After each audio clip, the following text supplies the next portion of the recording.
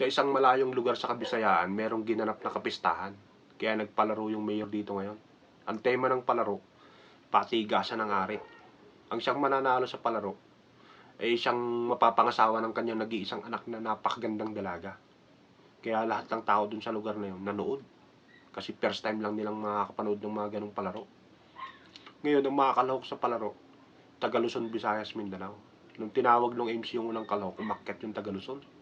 Isang matipuno at malaking lalaki. Nung magubad yung taga Luzon, tumampad sa kanila isang mataba at matigas na hari niya. O ano po ang inyong gagawin? Sabi ng MC. Kumuha kayo ng 2 kalderong punong-puno ng sinahing, yung mainit-init pa. Sabi niya eh. Mayabang eh. Sinabit ngayon.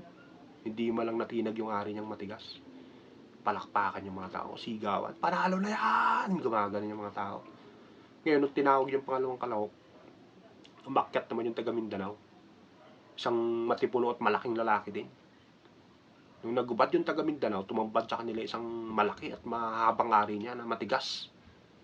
Eh ano po ang inyong gagawin? Sabi naman ng MC. Kumuha kayo ng 10 buko.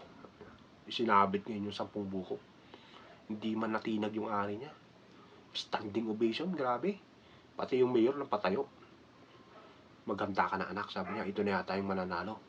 Meron sa anak niyang dalaga. Kinabahan naman yung anak niyang dalaga ngayon.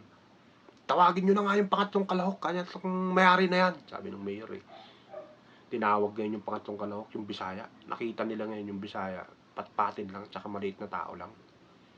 Boo! Sabi nila ngayon, talo na yan! Ayaw na umakyat ng taga Bisaya ngayon.